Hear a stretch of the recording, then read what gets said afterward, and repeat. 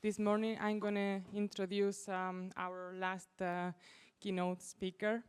He is one of the pillars of the conferences. I could tell you many things about him.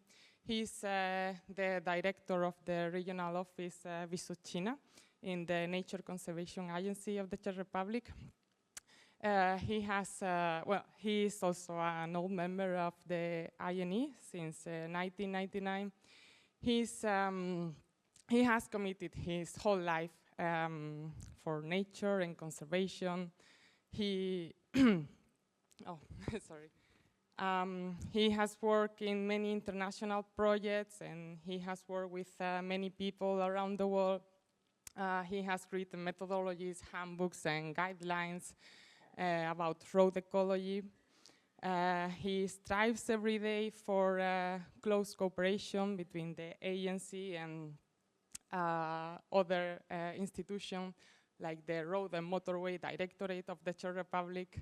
And yeah, I could tell you these things, but probably you prefer the gossip.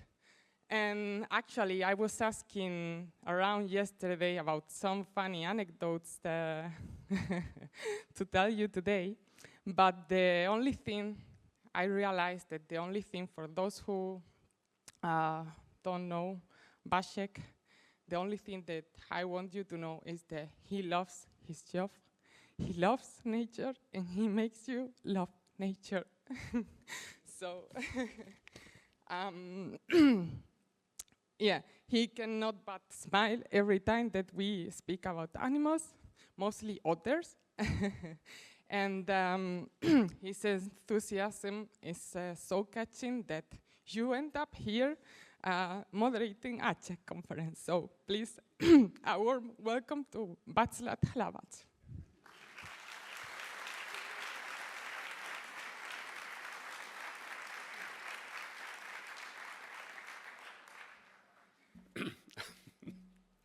So, good morning to everybody. Thank you, Christina, for this nice introduction. And in my presentation will be a bit similar like previous one. I will summarize the experience with fauna protection during transport and energy infrastructure development in the Czech Republic. First, I like to say that this will be experience from last 30 years, but maybe I stay at the same level like Margit, and I will summarize the experience from last 35 years. So first, some data about some introduction of the country. You have seen some basic data here, but what's important that the density of all kind of transport and energy infrastructure is really high, but next development is still expected. We plan to build another 30% of highways, that means more than 800 kilometers. We have plans for new high-speed railway in the country, crossing the whole country, and also with the connection of development of renewable energy sources, next expansion of transmission and distribution network is also expected. Despite this, we have still some nature here. We have 21 species of amphibians, 13 species of reptiles. We have also 90 species of mammals, including all 3 species of European large carnivores, and we also have a population of moose. And we have almost 400 bird species, including 4 eagle species nesting in the country. So in the first part of my presentation, I will focus on impact of transport, and in the second part, I will speak about mitigation of impact of power lines. So, European otter was probably the first species where systematic monitoring was carried out, and not only monitoring of otters, but also road mortality, and also monitoring of permeability of bridges for otter, which is the main impact and cause for mortality. And also at the end of 80s, first measures to improve the permeability of bridges were implemented in our country. Later, we started a large study focused on road mortality. I will go through very fast. Here you can see some, please pay attention to the last column of the table. Here you can see the total mortality of some species in the country. You can see that the numbers, animals which are killed every year on roads are really very high. 50,000 of road deers, 500,000 of hares, etc. Here you can see the relative mortality on different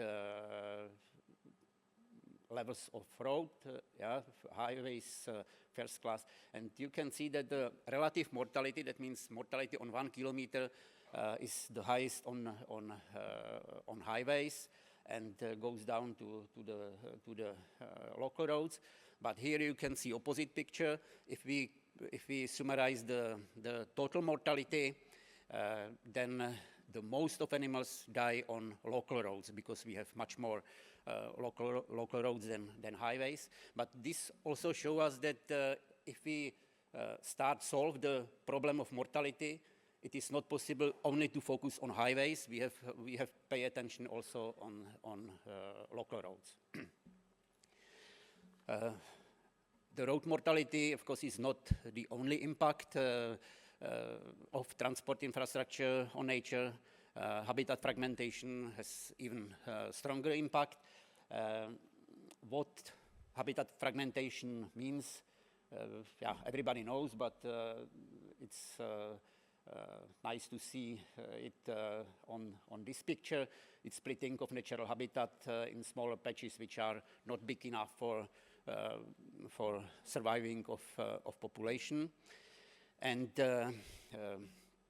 here you can see some factors which cause that isolated populations are not able survive for a long time. It is not only the loss of genetic diversity, there are other factors, and habitat fragmentation is surely one of the main threats to wildlife. Here you can see the example of the species which probably became extinct in the Czech Republic in coming years as a result of habitat fragmentation. You can see on the map here that we have a small population of moose in South Bohemian, and this population was connected with population in Poland, and every year some animals came to this population, but as new highways and many other roads were built in Poland, here also Highway D1 here, this connection was stopped completely. Now new animals cannot come, and this population, I think 40 years ago, there were about 90 animals living in South Bohemian, and now the last 15 or 20 animals are living there, and it's not enough for long-term survival, of course. Yeah, here practical example of a moose which we followed through his migration from Poland. It was stopped here near the highway D1, at the highway near Humpolec. We followed this animal for the whole during the whole journey, and we were there for 3 days near the highway.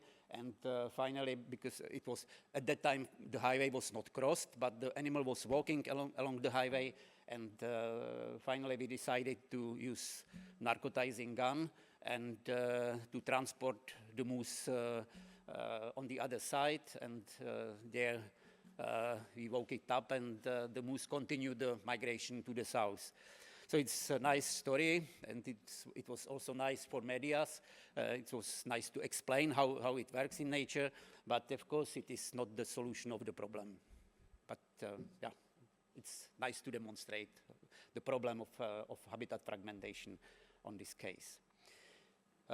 What's very important that this example of moose or moose population show us that the general problem of habitat fragmentation, that fragmented populations usually survive for some time. They don't die out immediately after the creating of barriers in the landscape. And if we start to solve the problem at the time when species begin decline, it is too late. Yeah, because the changes in the landscape are already there, and they are usually irreversible. So this is very important to have it in mind, and fragmentation must be solved preventively, not when the impacts, not in the moment when the impacts are visible. So here some data about measures which were implemented. We have 27 large aqueducts in the country. There are about 10 more, but not the large one. They are combined with roads. So 27 large wildlife overpasses on existing highways, and 5 of them were built additionally on existing highways. The other were built during the construction. Yeah? And what's very important, all overpasses are monitored now. So we have data from all overpasses, how they are used. Underpasses, here it's not possible to say some numbers because most of bridges crossing rivers, river valleys or streams are usually adapted to be used as fauna passages. Only if there are places where there are no bridges crossing streams, special underpasses are built like here.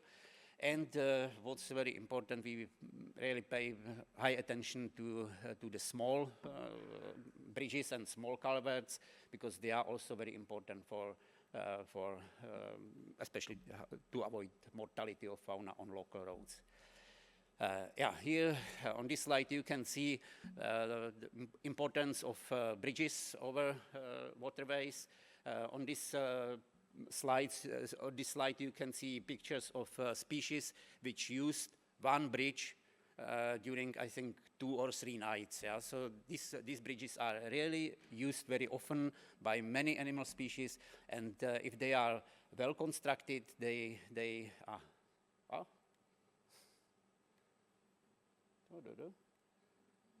Sorry.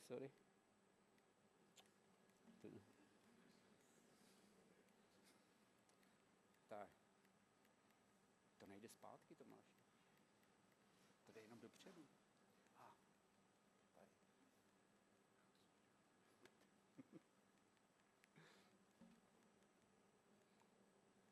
Yeah, I'm sorry. And if they are well constructed, then they are really very useful. But on the other side, if they are not well constructed, if they are impermeable, that they cause usually high mortality, because the animals which cannot go through the bridge, they have to cross the road, and then of course the high mortalities can be seen on these places.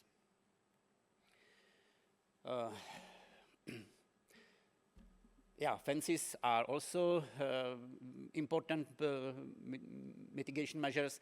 The fences prevent animals from entering the road, so they can reduce the mortality, but at the same time they increase the barrier effect, and that's why only those sections where there is sufficient number of fauna passages can be fenced.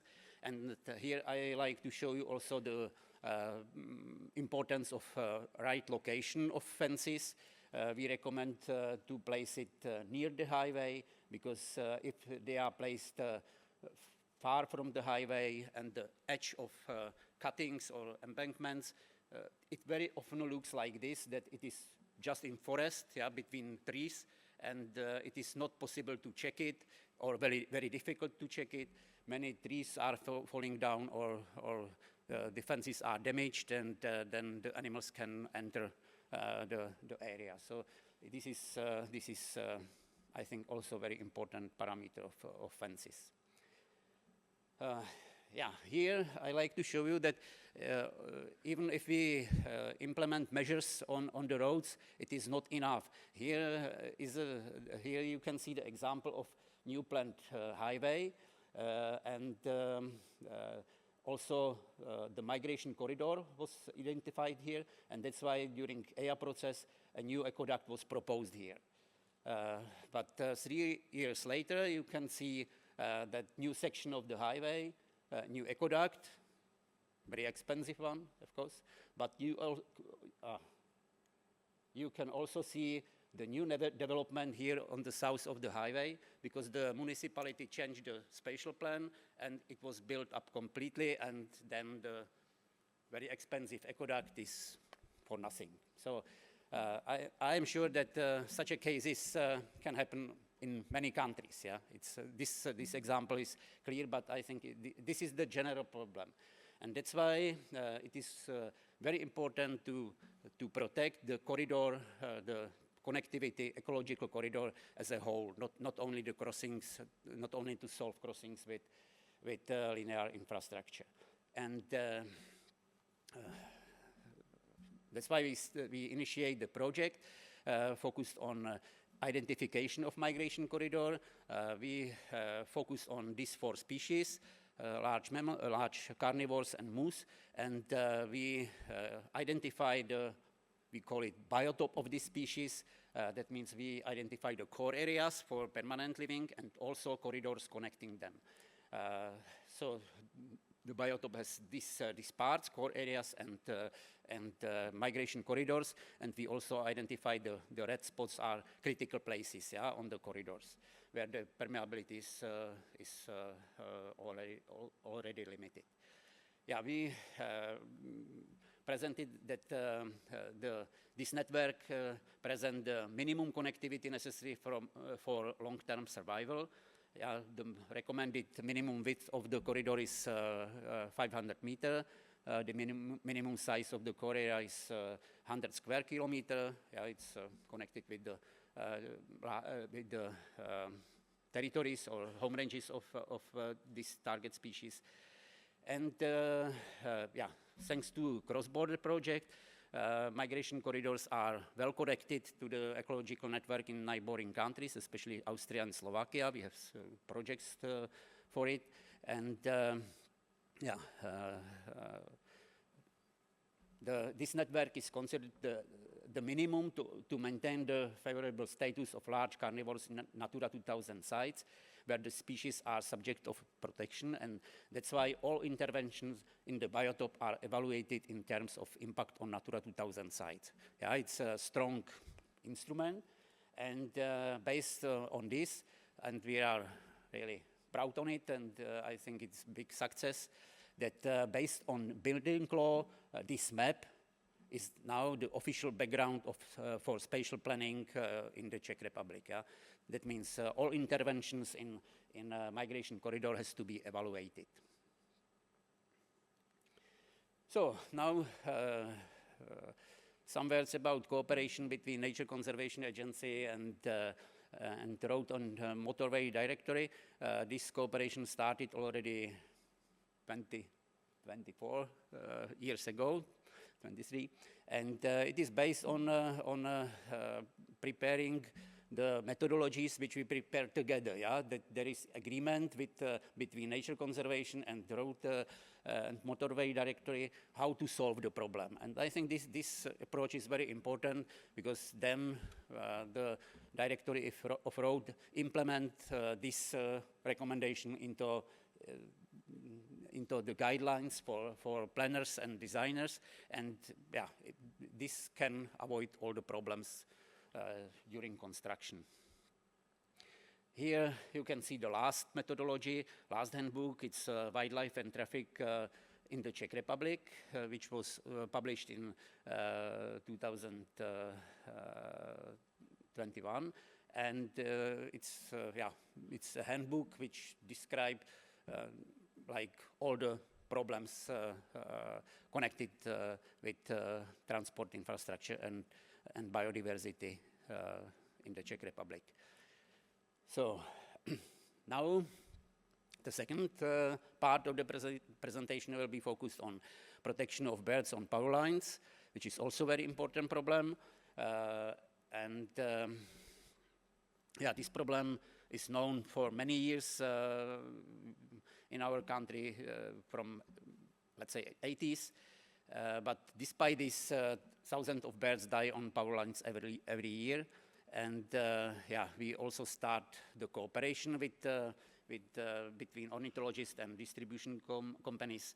And this cooperation, I think, helped to solve the problem very much. As in other countries, we have a problem of collisions of flying birds with wires. This problem is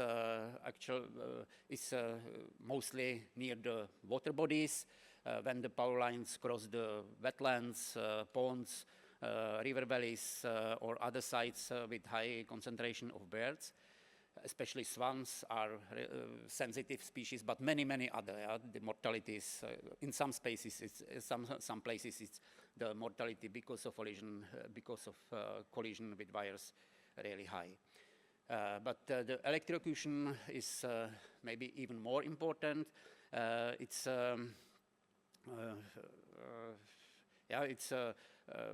birds which sit down on power pool connect the cross arm with the wire, with the conductor, and they are electrocuted. This problem is really very huge, especially in agricultural landscape where the birds doesn't have any other possibility where to sit down. The power pools are the only possibility for if the birds of prey are hunting, they are watching prey, and etc. So especially agriculture landscape, and of course during the rain, if the feathers became wet, then the risk is much higher. And there is also another problem that these concrete power pools have a hole, so they are hollow, and they should be covered on the top. Here it is very important that they are covered by plastic cover, but there are thousands of power pools without this protection, without this cover, and many birds try to go inside this cavity. And especially this species, it's a little owl.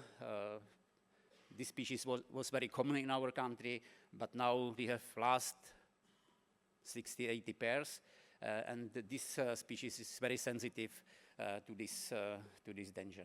So this hollow power pools present permanently open trap for birds. It is important to have in mind that the different voltage, different types of power lines have a different impact. As electrocution is connected especially with middle voltage power lines, collisions are connected with all types, because birds can hit the wire everywhere. So the protection of birds on power line was ensured by the law already 20 years ago. We have in the nature conservation law, we have there is said that the bird-safe design must be used when building and renovating power lines, and in the energetic law there is an obligation to make safe all the power lines, also existing ones. But as I will show you later, the legal protection itself has not solved the problem. And it is especially because it is really difficult to say what is danger and what is safe, and how to solve the problem.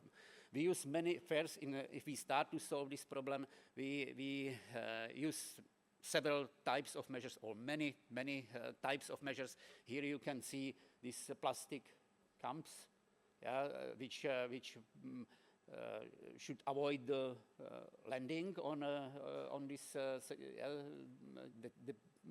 birds cannot sit down here, but during few years, because of wind and ice and other things, the meteorological condition, it is usually destroyed during some years, and then it is even more dangerous because the bird is pushed close to the isolator, to the danger place. Also, this plastic cover very often fall down or lost the function. That's why we develop this type of cross arm where there is no horizontal element which allows birds to sit down. But even here we found the mortality, not so high like here, but also here. And then you can see this picture. It looks really nice that it is completely safe because the virus are under the cross arm, but the birds, it is very important if the droppings from the birds of prey, it is like 1 meter on 1.5 meter long water, which can connect the wire with the body. So it is also not safe because the birds can connect the wire through the droppings. So there are many problems. These are only examples. There are many other. So it is really not easy to say what are the right solution. It is in the law, but what really works and what is really the solution, it's really very important, very difficult. So that's why an extensive monitoring project was initiated by our agency, and it was really a huge project with the goal verify actual mortality on particular construction, develop new safe solutions, and prepare guidelines for, let's say, bird-friendly power lines. During this project, we visited 78,000 power pools, which is 10% of total number. It was visited physically, and each power pool was described, its location, material, type of console, type of measures, insulators, everything was described, and also the found birds. And here is the monitoring areas. You can see that almost the whole country was covered by the monitoring. And here some preliminary results. You can see that this common buzzard was the most common victim.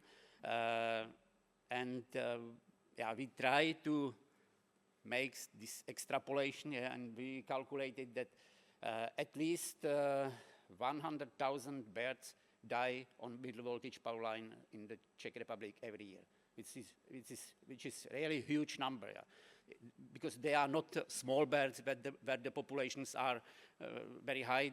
They are mostly birds of prey, storks, and the large birds which the population are quite low. So the number is really huge, and it's clear that it represents a strong limit for survival of many species. Here the distribution of mortality during the year, both collisions and virus during collisions and electrocution. It's logic that during the breeding season there is almost no mortality, but when the young, unexperienced birds fly out from the nest, then the mortality grows. Now what was most important result of the project was the evaluation of safety of power pools and particular constructions. During the monitoring, we recorded that about 1% of power pools was the bird was found. So the mortality, the average mortality was like 1%. And we compare all the construction with this average value. And here you can see, if we, for example, compare the material of the power pool, you can see the concrete, wood, and iron power pool. And the concrete, the relative mortality is almost 1, yeah, so it's average. But on wooden power pool, you can see that there is almost nothing, yeah, because sorry, because the wooden construction doesn't connect the wire with the ground, yeah, it's a bit isolated. So the wooden power pool are almost safe, but the irons are almost twice higher. The mortality is almost twice higher than the average. And in this way, we can evaluate also the influence of or effectiveness of all measures which we used. Yeah, we try to evaluate these different types of protection. I don't go to describe in detail, but we can evaluate all types of constructions and all types of the effectiveness of all types of mitigation measures. Position of insulators and etc. Yeah, this type, for example, there was big discussion if it is danger or not, and you can see that the relative mortality is 0.6. That means half of the average, but still very high. It's unacceptable. So this is not the safe construction. So here you can see some most danger power pools where most victims were found. You can see that mostly the pools where the power line changed the direction, yeah, and these places usually the iron power pools are used, and these are the places which are the most dangerous one. And here is the winner of the monitoring. Here on this type, we don't found any. It doesn't mean that it is 100% sure. Yeah? But during the monitoring, there were no dead birds found. And as I showed you before, this cross arm is focused on that there are these horizontal elements which allow to sit down near the wire. But if there is no possibility where to sit down, then birds can try it. Yeah? And that's why we use this perch, and then it allows to sit down, but in the safe position. So this type is recommended for new construction here in the Czech Republic. We recommend this type of power pool. So the results, how can we use the results? As I said, the results of monitoring help us to clarify the level of safety of power pools types and particular structures, and effectiveness of protective measures. And based on this assessment, a catalog of safe solutions was developed, and we have a recommendation for new construction and also for for protection of existing lines. In general, we use for the existing lines, we accept to use this plastic cover on isolators, but they are not accepted for new constructions, yeah, because new construction is like for 40, 50 years, and it is sure that the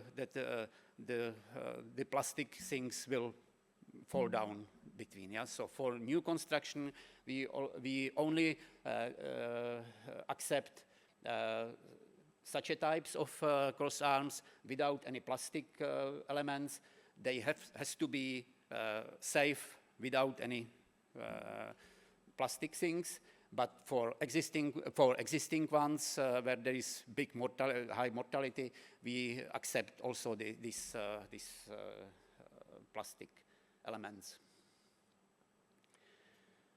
Yeah, it was a really long way, and I think now we have good base for solving the problem, and it was really also because of very good and long cooperation with distribution companies. We have official group which work together very intensively, and of course it is not possible that only nature conservation said yes or no. There has to be cooperation. This is really, really important.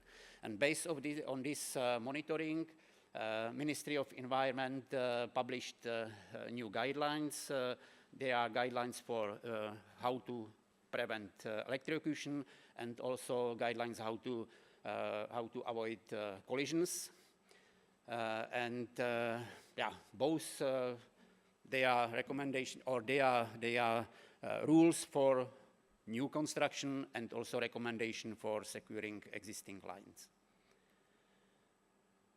Yeah, and what is important, because we have a lot of existing ones which are still danger, many of them. Yeah, so we have an agreement with distribution companies that if the mortality is proved in some sections, they use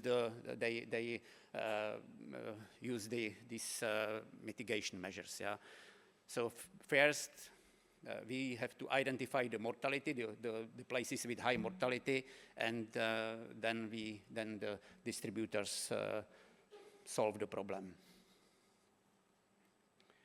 So, and the last slide, I jump out from the Czech Republic.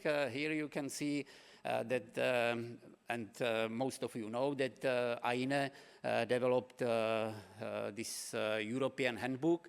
And of course, the local experience, the experience from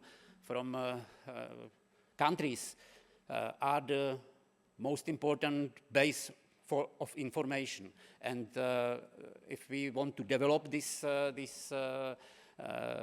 European handbook and fulfill its goals, its best practices to benefit biodiversity and achieve resilient and sustainable infrastructure, we need this experience from countries, and this is the thing how to go on. So thank you very much.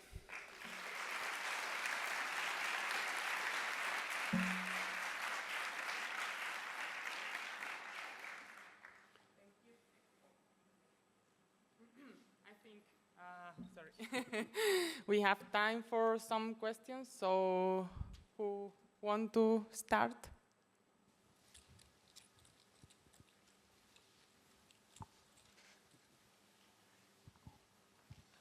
Yes, hello, Gert Hamberg from the Netherlands. I have a question. The pole beneath the power line.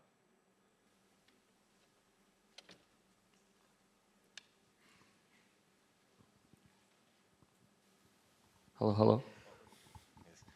Yes. Did you also test it underneath existing dangerous poles? Perhaps birds prefer to sit down and not on top, so it could be a temporary solution until the final design has been implemented. Yeah, we tested it, but yeah, most of birds prefer to sit as high as possible. Yeah? If there is enough space to sit on the cross arm above the perch, they usually sit on the top. Not all species, of course, it's species by species, but most of species which are endangered, they use the position as up as possible.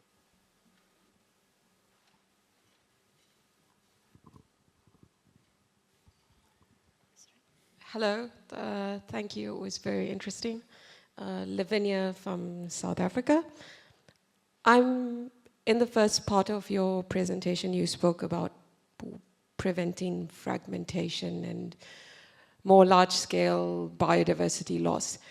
I'm wondering from a European perspective whether the impact assessments and spatial planning considers way into the future if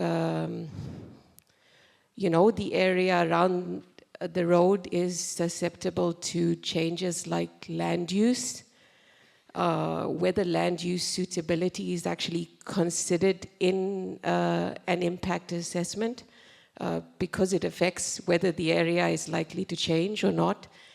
And then also whether, for instance, the effects of a changing climate are considered. For example, we know in Africa a lot of the areas we want to conserve will change because species will no longer be able to live there.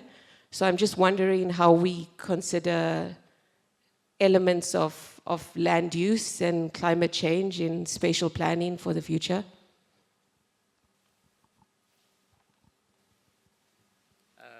First, the evaluation of during the EIA process, evaluation of the plan for infrastructure. Of course, usually we have a bit different. We are in the different situation than South Africa, because the all the country is used. It's used for agriculture or for we have only few protected areas which are not really intensively used. And of course, during the EIA process, if we evaluate the plan for new infrastructure, the protected areas are avoided. It's standard, and then the areas which are more sensitive, where the protected species occurs, it's also subject of evaluation, and then the alignment of the new infrastructure is based on this data. And concerning climate change, of course it is very important now because the climate change, and we already can see it, that it caused the movement of animals, because animals has to find new habitats, new areas, and that's why the habitat fragmentation it's more strongly made than before, because it prevents the migration. So it's really very important now to take it into account, and the permeability has been very high priority that the animals can migrate. And also what is connected with climate change, the climate change also bring the long periods without rain, and then like we expect it now, there will be heavy rain for many days and floodings. So it is connected with underpasses crossing the streams, that if we build it bigger, it's helpful for preventing floodings, and also is better for animals, of course, because it's the bigger underpasses are always better.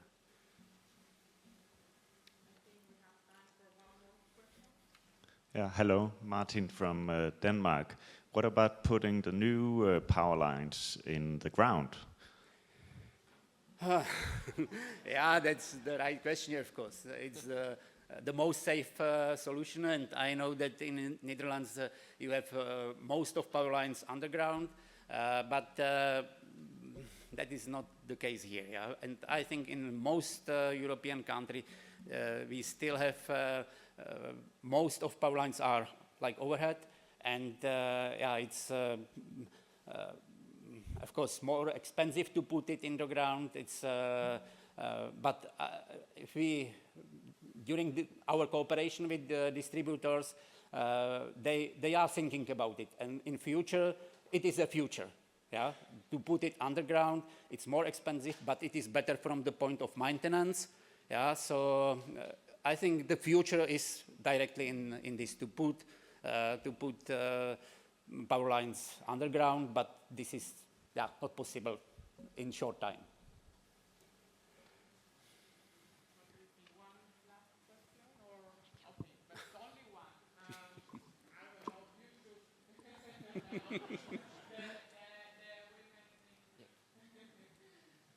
Sorry.